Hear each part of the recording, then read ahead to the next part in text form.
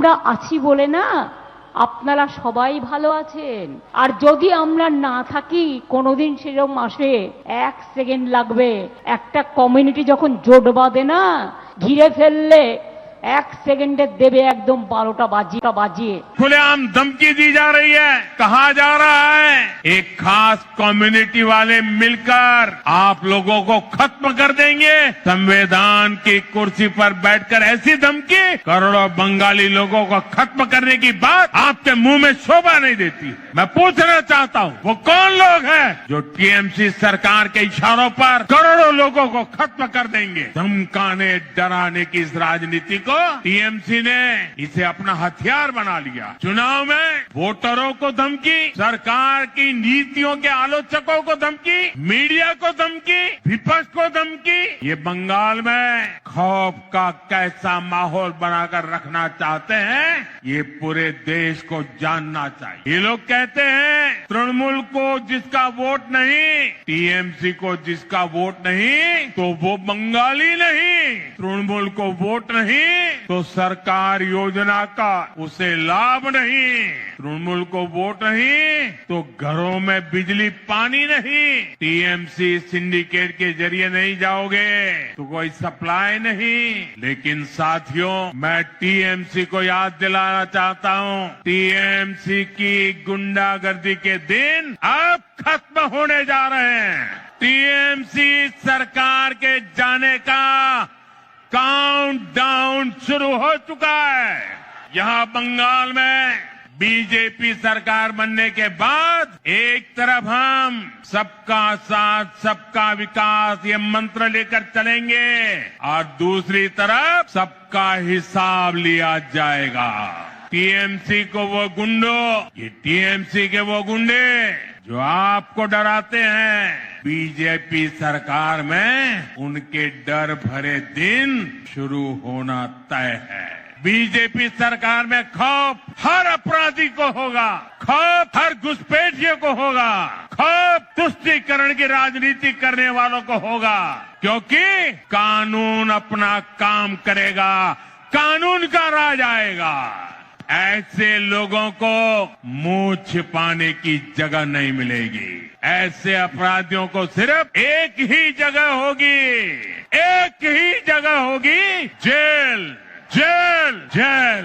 साथियों बंगाल की निर्मम सरकार में आज सबसे ज्यादा प्रताड़ित यहाँ का दलित, आदिवासी और हमारे गरीब भाई बहन है। आदिवासी समाज के साथ कैसा अन्याय होता है ये किसी से छिपा नहीं है, लेकिन अब तो टीएमसी सरकार इन्होंने सभी सीमाएं लांघ दी है। आप देखिए अभी कुछ दिन पहले हमारे देश की महामहिम राष्ट्रपति आदिवासी समाज की बेटी आदरणीय द्रौपदी मुर्मू जी बंगाल आई। उन्हें संथाल आदिवासी परंपरा के पावन उत्सव में शामिल होना था, लेकिन अहंकार में डूबी इस निर्मम सरकार ने न केवल उस कार्यक्रम का बहिष्कार किया बल्कि उसे पूरी तरह बदइंतजामी के हवाले कर दिया। क्योंकि एक आदिवासी बेटी इतने बड़े पद पर है, टीएमसी वालों को उनका सम्मान मंजूर नहीं हुआ।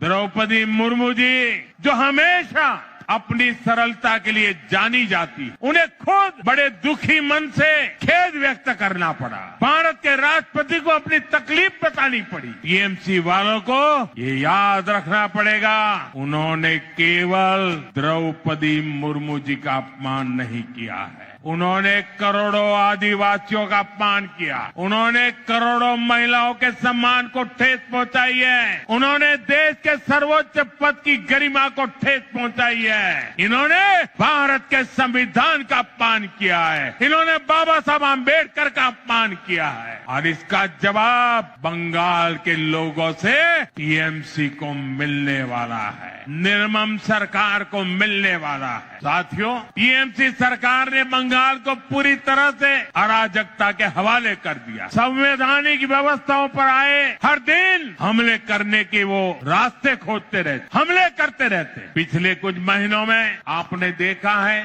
जब भी चुनाव आयोग निष्पक्ष चुनाव सुनिश्चित करने के लिए कदम उठाता है, मतदाता सूची की शुद्धि की कोशिश करता है, तब टीएमसी उसके खिलाफ हमला करने लगती है। जो संस्था स्वतंत्र और निष्पक्ष चुनाव कराने के लिए जिम्मेदार है, उसी की विश्वसनीयता पर सवाल खड़े किए जाते हैं। ऐसा ही व्यवहार देश की सेना को लेकर दिखाई देता है। जब 2019 में भारतीय वायुसेना ने बालाकोट में आतंकवादी ठिकानों पर निर्णायक कार्रवाई की, तब टीएमसी ने देश की वायुसेना से कार्रवाई का सबूत मांगा। साथियों, यहाँ राज्य सरकार पुलिस को स्वतंत्र रूप से जांच करने नहीं देती। जब राष्ट्रीय एजेंसियां टीएमसी सरकार के भ्रष्टाचार या गंभीर अपराधों की जांच करना चाहती हैं, तो उन्हें भी रोकने की कोशिश होती। अब जरा सोचिए, न्याय के लिए लोग आखिर कहां जाएंगे? साथियों, तृणमूल वाले यही अराजकता दिल्ली तक फैलाने की कोशिश करते हैं। आपने संसद में भी देखा है, सदन के भीतर कैसे कागज फाड़े जाते हैं, कैसे बहस को रोका जाता है, कैसे सदन की कार्यवाही को बाधित किया जाता है। देश टीएमसी की शर्मनाक हरकतें देखकर हैरान होता है। साथियों, बंगाल के प्रबुद्ध लोग अब इस अराजकतावादी सरकार के खिलाफ संकल्प ले चुके हैं।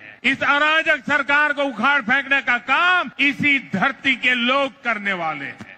साथियों, आज यहाँ जो जनसैलाब उमड़ा है, ये पश्चिम बंगाल की जागती हुई चेतना है। ये उस बदलाव की आहट है जिसका इंतजार वर्षों से किया जा रहा। पश्चिम बंगाल में दार्जिलिंग की पहाड़ियों से लेकर सुंदरबन के द्वीपों तक, उत्तर बंगाल के चाय बागानों से लेकर कोलकाता की गलियों तक, आज हर जगह पर एक ही चर्चा है, बदलाव चाहिए। और ये बदलाव अब होकर रहेगा। साथियों, बंगाल की आत्मा कभी हार मानने वाली नहीं है। बंगाल का नौजवान कभी हार मानने वाला नहीं है। बंगाल की बेटियां कभी हार मानने वाली नहीं है। बंगाल का किसान कभी हार मानने वाला नहीं है। जब जब इस भूमि के सामने चुनौतियां आई है, तब तब यहाँ की जनता ने साहस के साथ उनका सामना किया। गुरुदेव रविन्द्रनाथ ठाकुर ने भी हमें संदेश दिया है। उन्होंने कहा था, विपदे मोरे रक्षा करो, ये नोहे मोर प्रार्थना विपदे आमी ना जाए जेनो कोरी बॉय। आज भी वही समय है। कुछ लोग आपको डराने की कोशिश करेंगे, कुछ लोग कहेंगे कि बदलाव संभव नहीं है, लेकिन याद कर रहिए और याद जरूर रखें, जब जनता ठान लेती है, कोई भी ताकत उसे रोक नहीं सकती। और बंगाल की जनता ने जब भी ठाना है, इतिहास बदल कर दिखाया। आज मुझे इस ऐतिहासिक ब्रिगेड मैदान में वही आत्मविश्वास